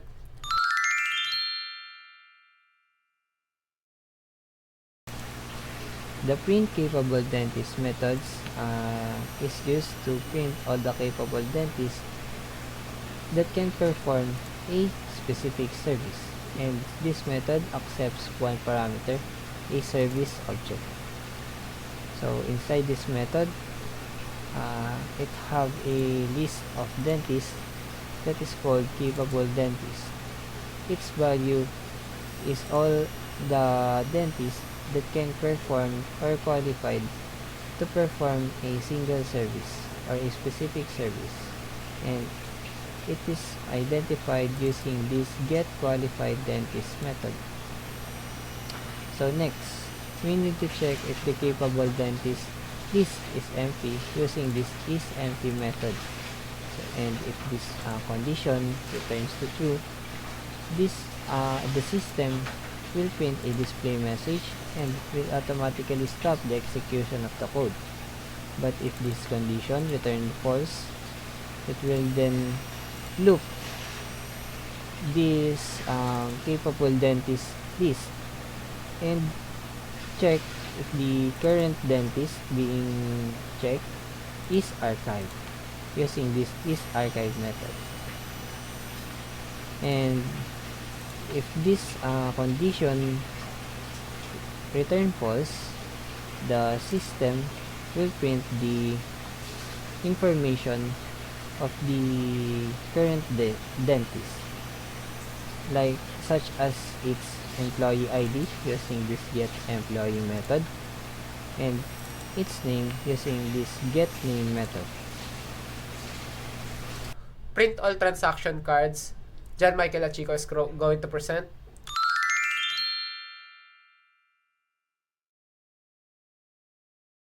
So for the method print all transaction cards, so I created this method to display our data in a professional card format.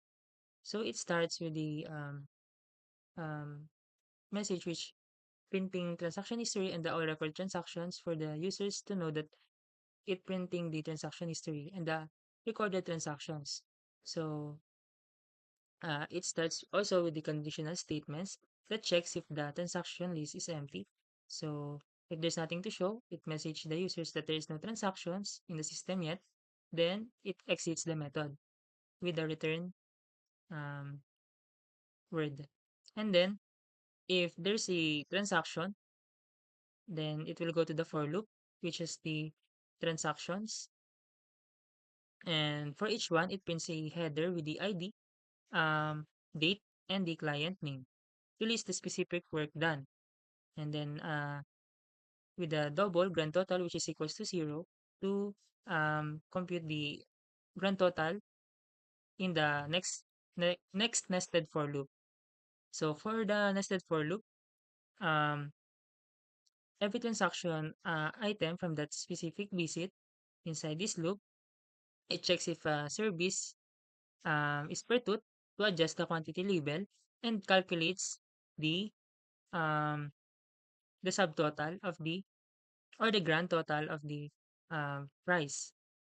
And finally, it uses a format printf to align the column perfectly, showing the service name and the dentist who performed the task and the um, subtotal of uh, the service. And then the ending will be with a clear grand total for the entire transactions. So that's all for the method print all transaction cards.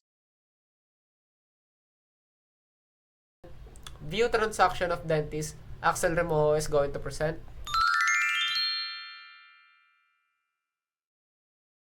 discussing the view transaction of dentist method. So this method allows the user to view details of transactions performed by a dentist. So first we have here a line that prints viewing transactions by specific dentist, and then next we're gonna be printing the list of our registered dentists. And then next we have here a string called employee ID to search, and we're gonna be set its value using our read string input method. And then next we have here a dentist object that is called dentist to view transaction, and we're gonna be setting its value using the search dentist by ID method. And inside the parameter of this method, we're gonna be putting the employee ID to search. Then next we have here if statement that checks if the dentist to view transaction is equals to null. It will print that the employee doesn't exist in our system, and it will says to please select from the given registered dentist, and it will return. So it will not proceed to the other block of codes. And if our dentist to view transaction is not equals to null, it will proceed to this line of codes. So first we have here a list dentist history, and we're going to be setting its value to the dentist to view the transaction that get services rendered. And then next, we're going to be checking the dentist history using an if statement. So this if statement has a condition that if the dentist history is equals to null, or the dentist history that is empty, it will print that no transactions found for this dentist, and it will return. And then next, if the dentist history has a value and it is not empty, it will gonna be proceed to this block of code. So we have here a list called unique transactions. So this list stores transaction object. And then next we have here a for loop that traverses to the transaction items. And then inside we have here a if statement that checks if the unique transactions contains the parent transaction, and if it doesn't contain, it will it will add the parent transaction to the unique transactions list. And then next we have here the code for printing the group transactions using our enhanced for loop. So inside our enhanced for loop, we have here a double called transaction total payment that is set to 0. And then next we're going to be printing the informations such as the transaction ID, the date, the client, and the doctor that provided the service. And then next we have here a for loop that calculates the items that is performed in the transaction. Then we are using a enhanced for loop here that traverses to the transactions item. And then inside we have here a if statement that only print and calculate the items performed by this specific dentist. And then next we're gonna be printing the rest of the informations such as the total payment and the commission earned by the dentist. View transaction of clients. Renzo Tolentino is going to present.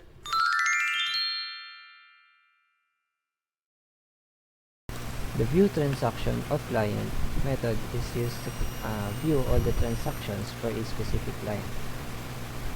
So first, inside this method, we have this, or we call this print registered clients method, which prints all the list of registered clients inside the CMS.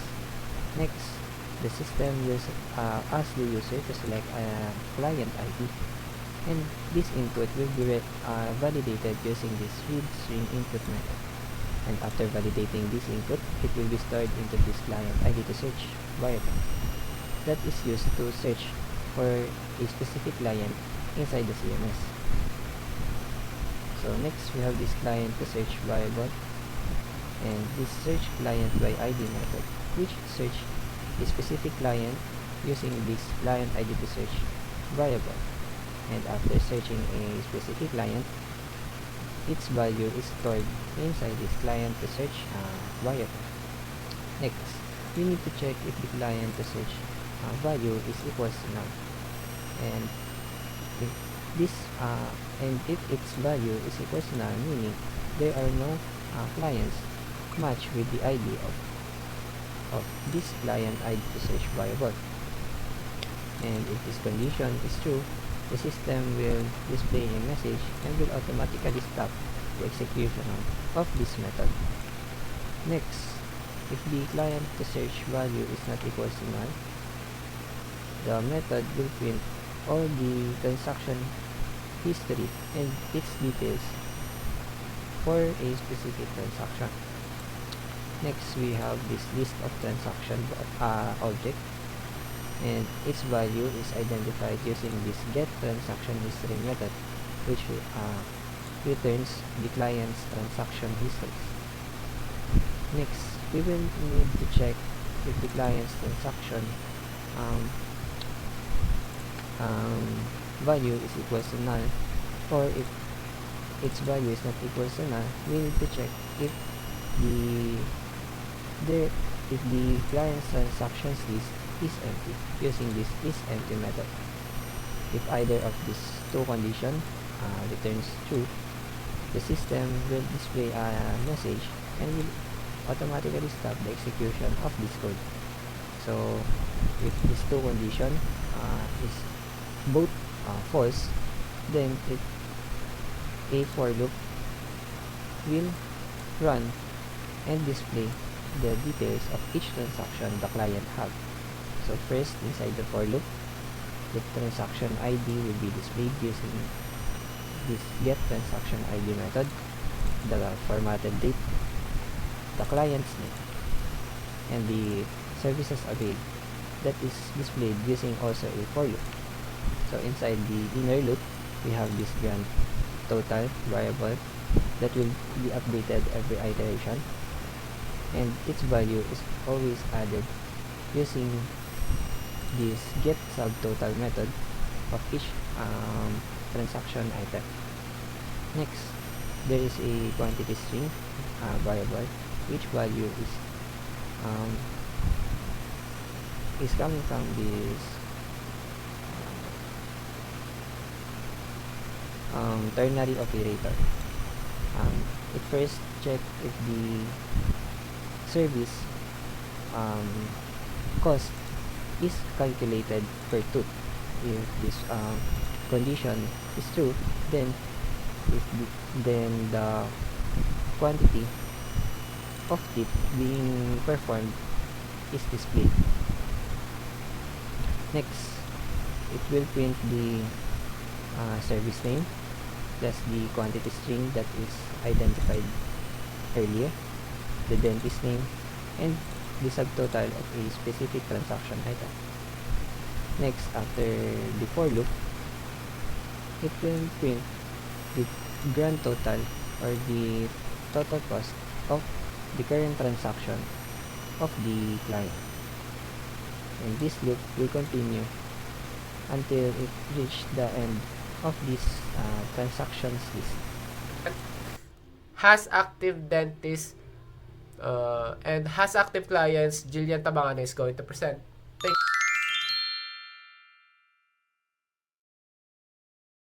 And for the two methods, which is has active dentist and has active client. So these two methods is to check if there are at least one active dentist or client in the system. They go through the dentist or client list one by one. If they find at least one item that is not archived, the method returns true. If none are active, it returns false. So these helper methods are useful for deciding if the program should allow certain actions, like showing a table or creating a transaction, only when there are active dentists or clients. So for read string input that has a parameter of string prompt and return type of string, Axel Remojo is going to present. About the read string input method. So this method forces the user to enter a non-empty string. So first, our read string input method accepts string value for the prompt. And inside our method, we have here a string called input, and it is set to a empty string. And then next, we have here a while loop. So this while loop has a condition that checks if the input is empty. And if it is true, it will perform this block of code. And then the first one, we will gonna be printing the prompt in the console, and then next we will gonna be setting the value of the input using our custom trim. And inside our custom trim, we're gonna be putting our scan.next line, And then we have here an if statement. So this if statement checks if our input is empty. So if our input is empty, it will print an error to the user. And if our input is not empty, it will proceed to this line of code. So this line of code returns the input value. For read integer input and has a parameter of string prompt and has a return type of int, Renzo Tolentino is going to present. Read integer input that has a parameter of string prompt, int min, int max, and has a return type of int, Renzo Tolentino is going to present.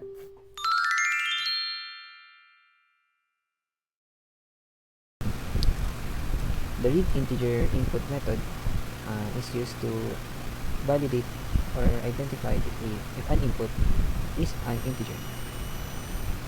So this method returns an int value and accepts a string parameter. So inside this method, we have an input variable that is set to 1 that will be used for validation later on. Next, we also have a valid variable that is set to false at first. Next, we have a while loop here that runs every time the valid variable is equals to false. And next, inside the while loop, we have this sysout statement that prints whatever the value of the prompt parameter is. Next, the if else block checks if the input of the user has next int using this has next int variable. So if this condition is true,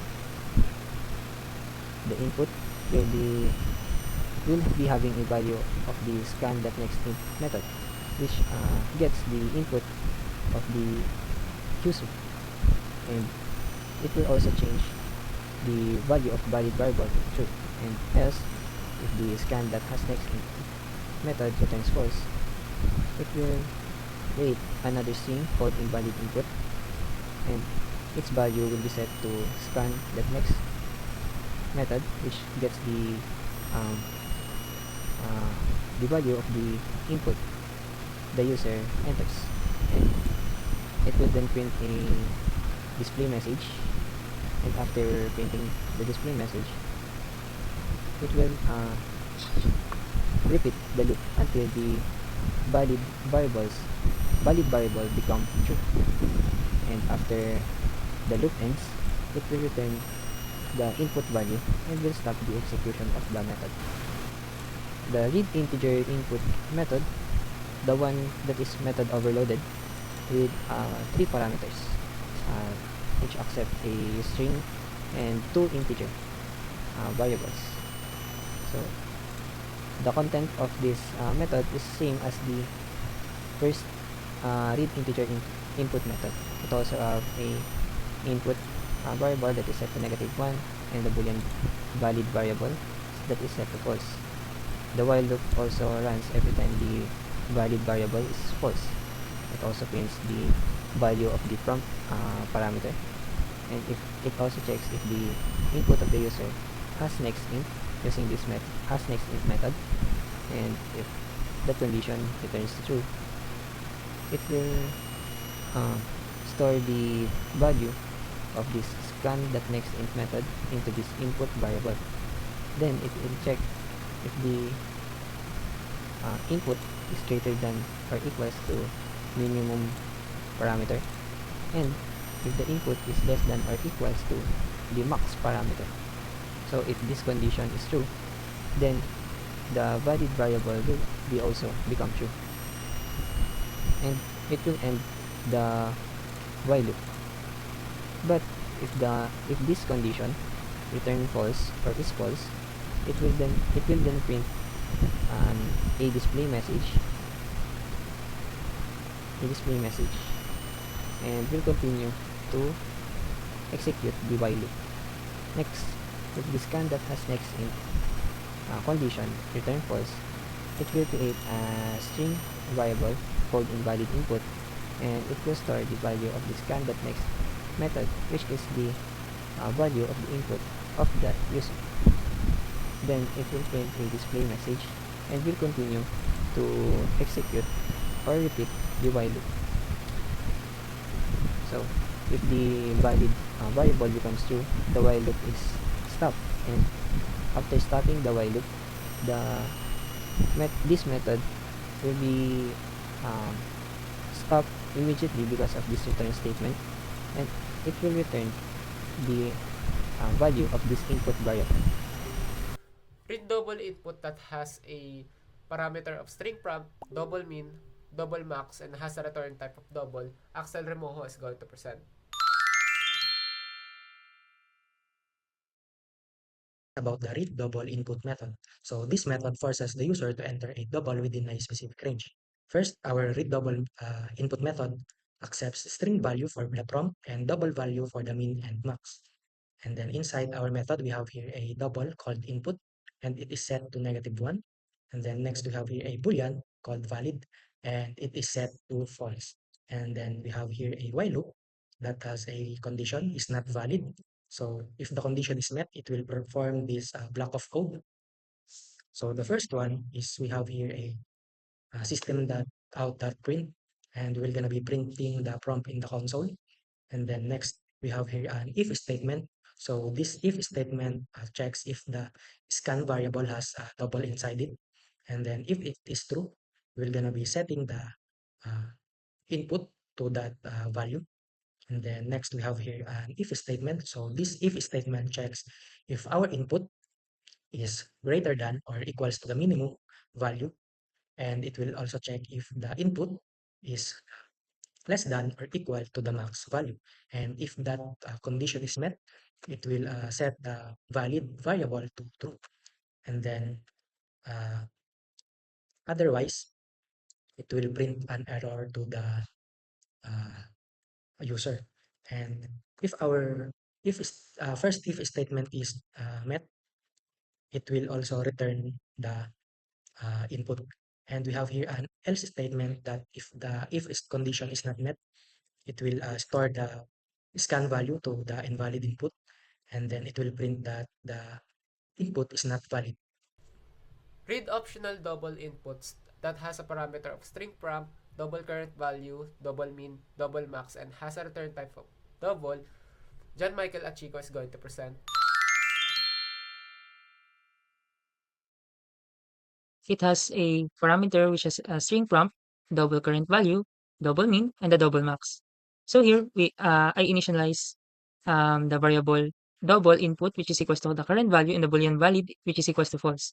So this method uses a while loop, which is this one, that keeps running as long as the valid is false, forcing the user to provide the correct answer before moving on. So inside the system shows the current value, so which has the prompt. Um, so the user knows what's in the already saved in the current value. Then if they just hit enter, or if they enter the current value, it will return the current value. Then this makes the update optional. If they do something, the try catch block will be kicks in. It tries to return that the text into a number. If the input is a number, it will go to the number format exception A, which has an error that str input is not a valid number. Then otherwise, um, it will go to the um, checking if the input is greater than or equal to the mean, and the input is less than or equals to the max, and the value will be equal to true. Then if it is not, so it will show an error message that says, please enter a number between the minimum and the maximum And after that, it will return the input. So that's all for the read optional double input method. Read yes no input that has a parameter of string prompt and has a return type of boolean. James Peralta is going to present.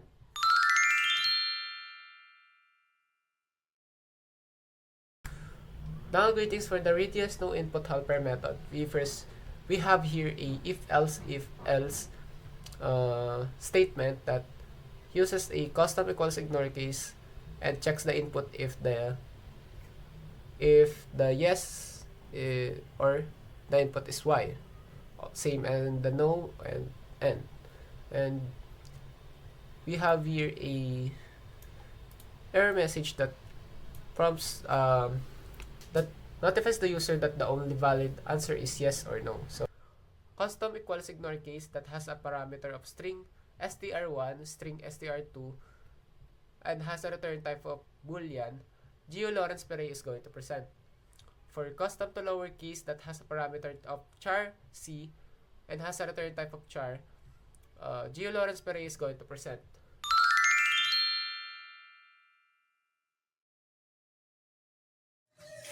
Greetings. This method, custom to lowercase, is a helper function that converts a single character to lowercase without using Java's built-in to lowercase method. The idea here is to rely on ASCII values.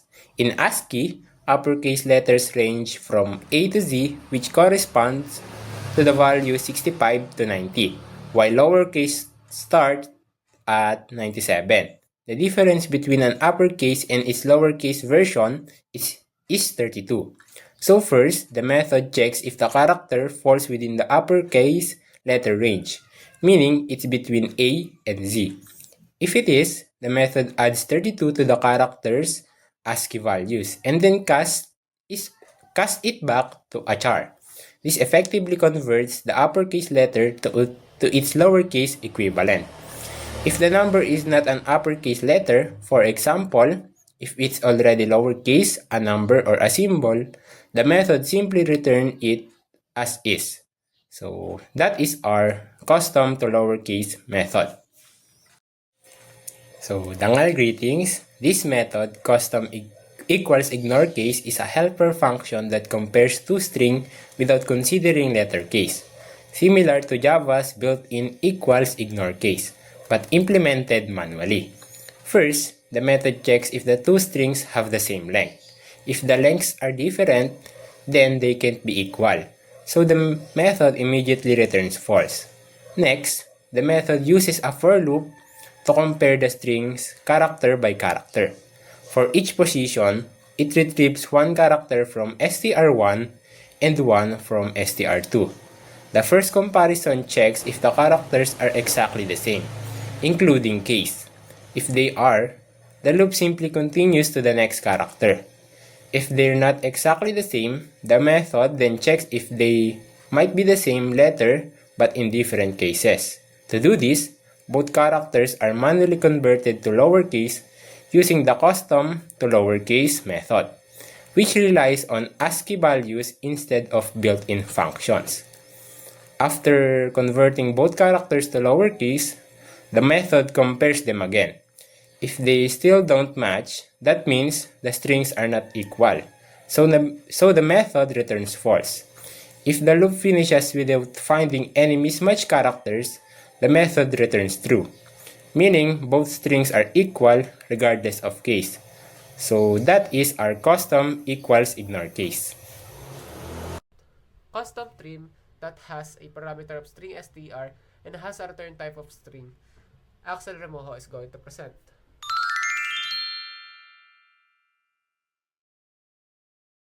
So, greetings, Sir Janus. I am Axel Remojo, and for our project, I am assigned to do the custom tree method.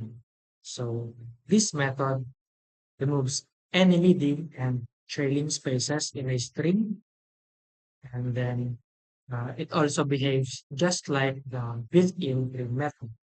So, this method accepts string as its parameter, and then next we have here inside we have here a while loop.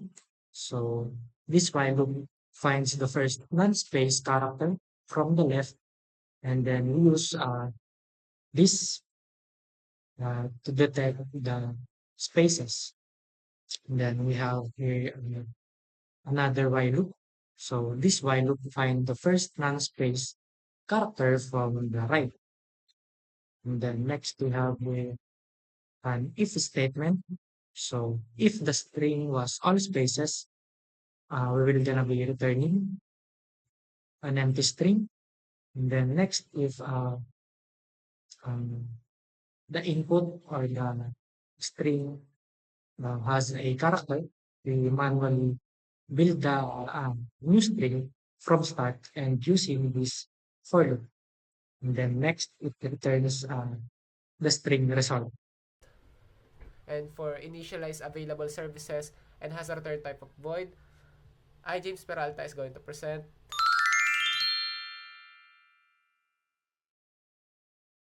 Greetings, Sir Janus. For the for the method of initialize available services, we just using the service class, we just create a new instance of the services that are going to be available in the clinics. So we have here a dummy data of fillings, checkup and cleaning, teeth whitening, and tooth extraction. By using this method, it will add it in the available service list that is on top. It's searching here. Once it's added there, it can be shown that it's available in the service. And by doing this, the clinic can also expand their services by simply adding a particular service in this method. So let's try that. Batch transactions, create new transaction. Let's say with 2026-004. As you can see, the available services as of now is here. So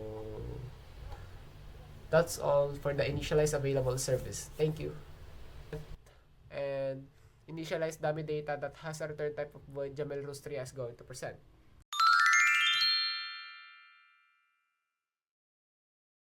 The initialize dummy data method is used to populate the system with sample records for testing.